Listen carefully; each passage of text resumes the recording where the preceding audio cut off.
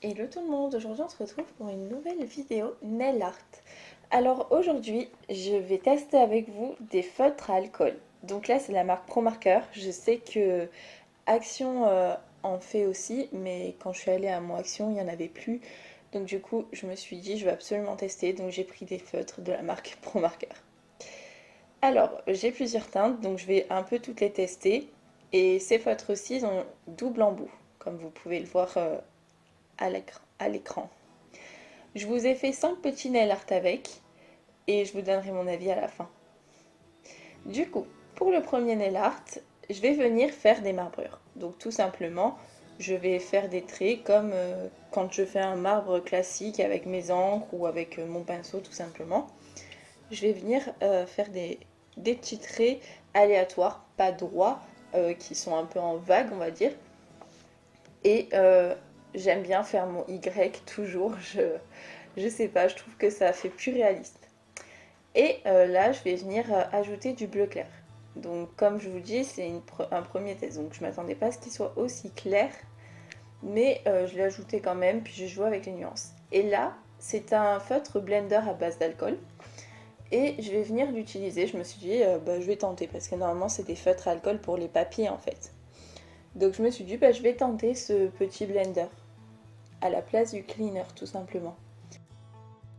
Franchement, je suis étonnée, c'est super bien, ça fonctionne super bien. C'est facile à travailler et c'est surtout très agréable à travailler. Comme vous pouvez le voir, franchement, je galère pas quoi, hein. Je fais un coup et j'arrive à estomper. Et c'est plus facile à gérer l'intensité qu'on veut aussi avec ce petit blender là. Alors du coup, j'ai continué à travailler mes couleurs en les estompant, en les étirant pour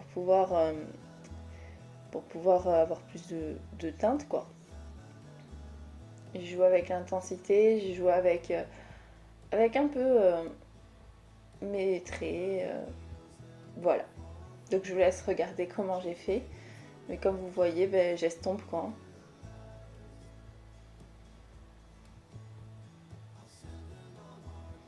J'estompe des deux côtés, je fais pas que vers le bas parce que j'aime bien quand c'est bien fondu des deux côtés. Moi, j'aime bien comme ça.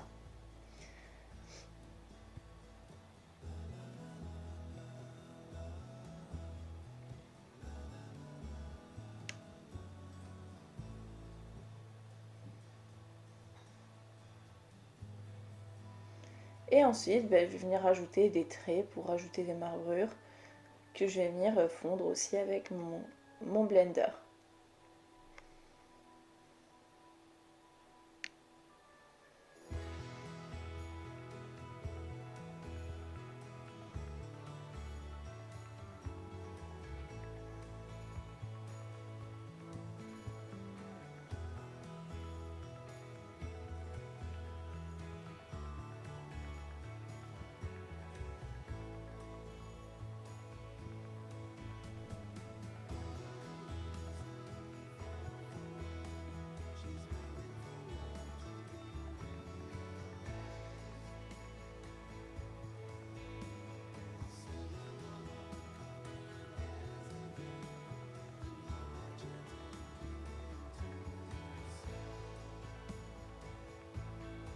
Comme vous pouvez voir, j'estompe carrément des lignes que j'enlève et j'en rajoute avec la pointe de mon blender qui est un petit peu sale.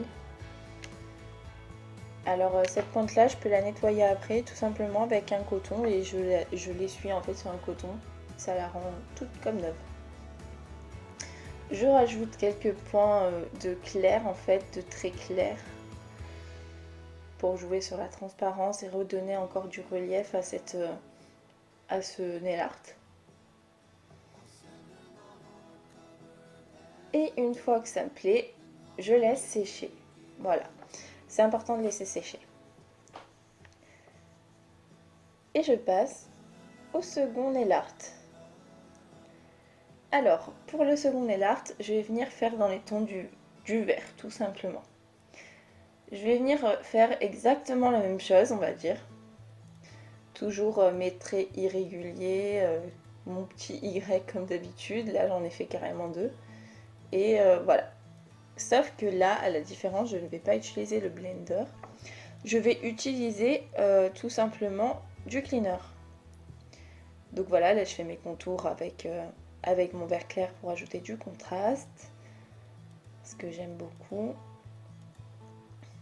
J'ajoute des traits par-ci par-là. Et je viens prendre mon pinceau imbibé de cleaner. Donc là voilà, je vous montre que j'ai pris du cleaner. Je viens un petit peu l'essorer sur un petit coton de cellulose pour pas que ça me fasse trop de taches. Et je viens estomper. Donc là voilà, j'estompe avec mon petit pinceau.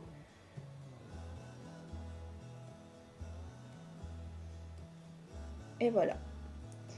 Et donc je vais faire ça sur, sur tous mes traits quoi.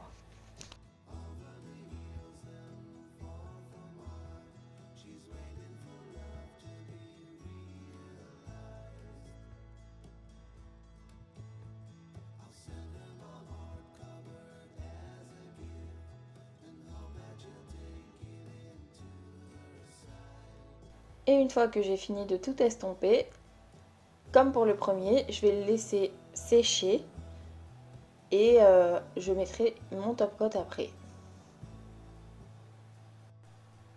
On va maintenant passer au troisième nail art, donc plus dans les tons du rouge orangé. Donc là, je vais faire des taches.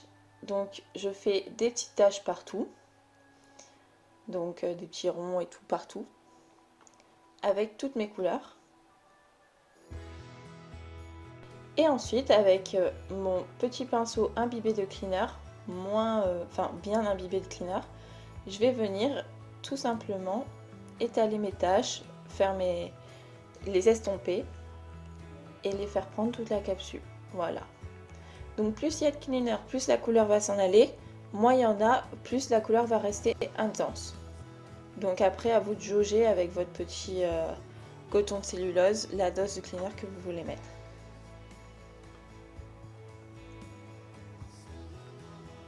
Une fois que j'ai estompé toutes les couleurs ensemble, si besoin, je vais rajouter de l'intensité, comme d'hab. Et comme pour les autres, je laisse sécher. Pour l'avant-dernier nail art, ça va être dans les tons violets. Donc, j'ai pris du... Ah ben là, je me suis trompée de pinceau. J'ai pris du marron. Mais j'ai pris du violet, j'ai repassé par-dessus mon marron. Et en fait, je vais faire un genre de marbre, mais plus dans les vagues en fait. Vous allez voir, ça va rendre trop beau. Donc là, je vais mettre sur ma capsule du rose, du violet, du rose, du violet, j'alterne. Et une fois que j'en suis là, je prends mon petit pinceau imbibé de cleaner que j'ai bien estoré et je vais venir estomper tout simplement toutes ces lignes. Vous allez voir, ça va donner un trop beau rendu, j'adore ce nail art. C'est une tuerie, il est trop beau.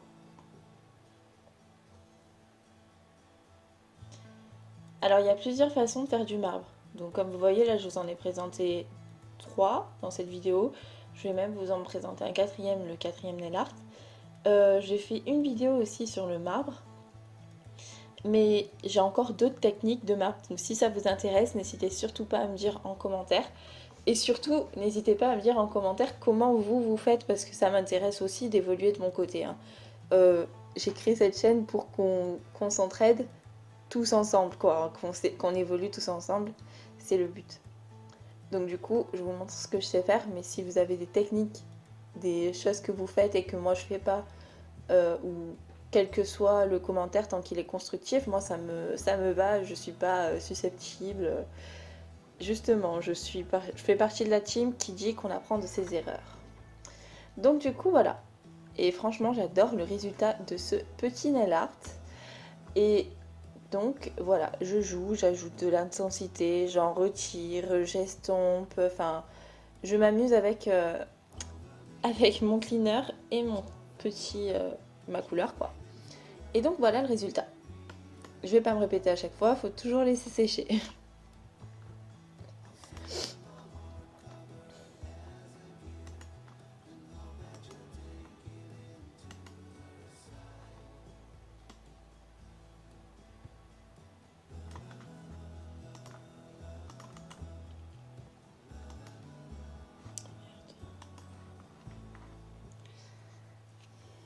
Et donc on va passer au dernier nail art, donc le noir.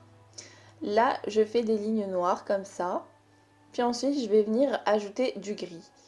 Je fais des lignes grises et je remplis en fait de gris toute la zone où il y a mon noir. Une fois que j'ai rempli tout mon truc de gris, ben, je vais venir estomper comme d'habitude. Donc je viens estomper avec le blender de Pro Marker quoi, pour qu'il y ait plus de précision. Et je suis venue aussi faire tout le contour en noir parce que je trouvais que ça rajoutait quelque chose. Et puis je viens rajouter du contraste comme pour tous les autres en fait. Les marbrés, c'est important de jouer avec les contrastes, c'est important de ne pas juste faire des petits traits comme ça, enfin d'une seule couleur, c'est bien de jouer avec les contrastes.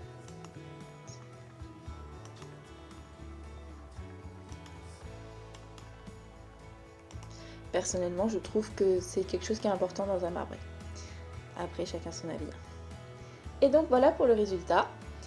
Une fois que tout est bien sec, très important, que tout soit bien sec, je sais pas combien de fois je vous l'aurais répété ça, faut que ce soit tout bien sec. Donc comme je disais, quand tout est bien sec, on va venir appliquer de la finition dessus. Donc on peut les mettre mat, les mettre brillants, en fait on les met comme on veut, tant qu'on aime. On peut même rajouter des strass, rajouter des feuilles. Là moi je les ai laissés basiques comme ça parce que je trouvais qu'ils suffisaient à eux-mêmes. Mais voilà, comme je vous dis, on peut vraiment faire un peu ce qu'on veut quoi. On peut mélanger le mat et le brillant, voilà. On peut faire ce qu'on veut, hein. Je vais pas vous dire toutes les possibilités, après laissez cours à votre imagination, c'est le plus important. Donc, du coup, mon avis sur les encres, enfin sur les feutres alcool.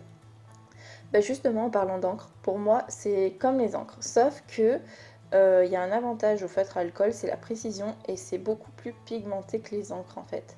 Je trouve, hein, je vous laisserai aller voir dans le petit i ma vidéo sur les encres en fait, sur des nail art à faire avec des encres.